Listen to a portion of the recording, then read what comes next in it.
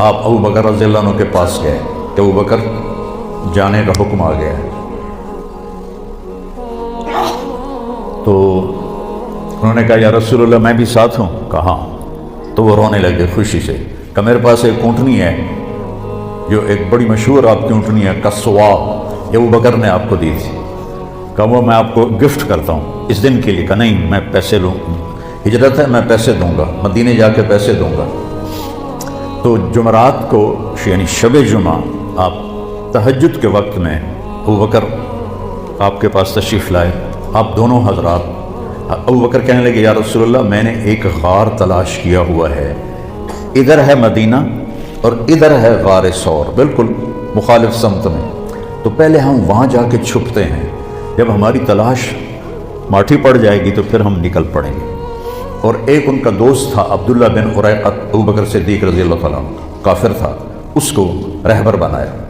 اسے پتہ چلتا ہے کہ کافر سے کام لیا جا سکتا ہے۔ بنو عباس کے بڑے بڑے عہدوں پر عیسائی فائز تھے، مغل بادشاہوں کے اور خلجی اور بلبن اور جتنے یہ خاندان غلامہ سب کے پاس ہندو جو تھے وہ بڑے بڑے عہدوں پر فائز تھے۔ تو ہمارے نبی پنجوں کے بل چل رہے تھے، پنجوں کے بل، کہ کھوجی پیر کا نشان دیکھ کے کہیں ہمیں ڈھونڈ نہ لے۔ اور ابو بکر کبھی آگے چلتے کبھی پیچھے چلتے، کبھی آگے چلتے کبھی پیچھے چلتے۔ تو آپ نے فرمایا ابو بکر کیا کر رہے ہو، کبھی آگے ہو جاتے ہو کبھی پیچھے ہو جاتے ہو؟ کہ یا رسول اللہ جب مجھے ڈر لگتا ہے کہ آگے کوئی چھپا ہوا ہوگا وار نہ کر دے تو میں آگے ہو جاتا ہوں تاکہ میرے اوپر آئے، آپ پہ نہ آئے، اور جب مجھے خیال آتا ہے کوئی پیچھے سے حملہ نہ کر دے تو پھر میں آپ کے پیچھے ہو جاتا ہوں کہ جب دشمن وار کرے تو میرے اوپر کرے، آپ پہ نہ کرے۔ تو پنجوں پہ چلتے چلتے یہ کچھ 4 میل کا فاصلہ تھا، پتھروں پر کنکروں پر آپ کی ساری انگلیاں زخمی ہو گئیں۔ جب پہاڑ پہ چڑھنے کا وقت ہے تو ایسا پہاڑ ہے جنہوں نے دیکھا ہوا ہے سیدھا، تو آپ پاؤں کی تکلیف کی،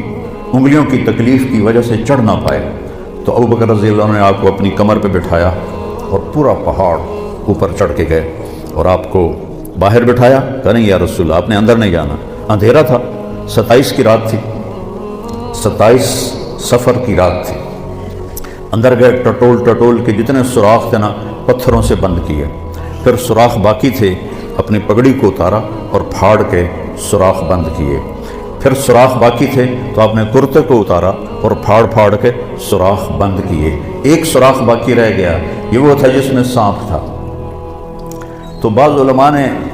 یہ بات کہی ہے کہ وہ سانپ جو ڈنگ مار رہا تھا وہ اس لیے نہیں مار رہا تھا کہ بھئی سانپ ہونے کی وجہ سے میں ڈس رہا ہوں، وہ ڈنگ مار رہا تھا کہ پیر پر آ کر میں بھی نبی دی زیارت کرنی، وہ اس لیے ڈنگ مار رہا تھا کہ میں نبی دی زیارت کرنی۔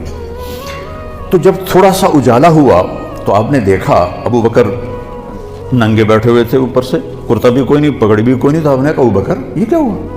کتنے گئے تیرا چولا تیری پگڑی؟ تو نے ایسے دکھایا یا رسول اللہ یہ سارے تھے سوراخ، مجھے ڈر لگا کوئی بچھو کوئی سانپ کوئی کیڑا آپ کو تکلیف نہ پہنچائے، تو اس لیے میں نے یہ کور کر دیے۔ تو میرے نبی کی آنکھوں میں ایک دم آنسو ایسے چھل کے پانی کی طرح، اور آپ نے ہاتھ اٹھائے، کہا یا اللہ میں ابو بکر سے راضی ہوں، تو بھی اس سے راضی ہو جا اور اسے جنت میں میرا ساتھی بنا دے۔ فوراً جبریل آئے اور انہوں نے آ کر کہا یا رسول اللہ اللہ فرما رہے ہیں ہم ابو بکر سے راضی ہو گئے اور جنت میں آپ کا ساتھی بنا دیا۔ ویسے بھی آج 22-23 جمادی الثانی ہے، تو حضرت ابو بکر رضی اللہ تعالیٰ عنہ کی وفات 22 جمادی الثانی کو ہوئی ہے، تو اس کی نسبت میرے ذہن میں تو میں کوئی تیاری کر کے تو آتا نہیں ہوں، جو اللہ تعالیٰ جدھر مجھے لے جاتا ہے میں چل کے آپ کو بتا دیتا ہوں، لیکن تھوڑا سا میرا یہ فوکس تھا کہ میں وقت کے بارے میں آپ کو بتاؤں۔ تو وہ ہجرت سے کیسے شروع ہوا، تو آپ 27 کی رات، 28 کی رات، 29 کی رات رہے، اور یکم کی صبح کو تہجد کے وقت آپ وہاں سے نکلے۔ تو آپ نے مکے کو دیکھا تو کہیں کہیں چراغ ٹمٹماتے تھے، تو آپ نے کہا یا مکہ تو ما اطیبک من بلد واحبک الی لولا ان قومی اخرجونی منک لما سکنت غیرک، اے مکہ تو مجھے کتنا محبوب ہے، اگر میری قوم مجھے نہ نکالتی تو میں تمہیں چھوڑ کے کبھی نہ جاتا۔ اور آپ نے وہاں سے سفر شروع کیا، اور 8 ربیع الاول کو آپ قباء میں پہنچ گئے، قباء میں، اور 22 ربیع الاول کو پھر آپ مدینہ میں داخل ہوئے، اور جمعے کا دن تھا، اور آپ نے مدینہ سے پہلے مسجد تھی جس کو آج کل مسجد جمعہ کہتے ہیں، تو جہاں بنو سالم آباد تھے، وہاں آپ نے جمعہ کی نماز پڑھائی اور خطبہ دیا، اور اس میں عبداللہ بن سلام بہت بڑے یہودی عالم تھے بنو قینقاع کے، وہ آئے سننے، تو آپ نے اس میں ایک جملہ فرمایا جو انہوں نے سن کر کہا کہ یہ نبی کے سوا ایسا خوبصورت کلام کوئی نہیں بول سکتا کہ افشوا السلام واطعموا الطعام وصلوا الارحام وصلوا باللیل والناس نیام تدخلوا الجنۃ بالسلام۔ الفاظ کی موسیقی دیکھیے آپ، سلام پھیلاؤ،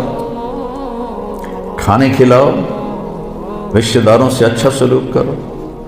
اور رات کو اس وقت اٹھ کے نماز پڑھو جب لوگ سو رہے ہوں، تو آرام سے جنت میں داخل ہو جاؤ۔ تو کہنے لگے یہ سچا نبی ہی ایسا بول سکتا ہے، اور کوئی نہیں بول سکتا۔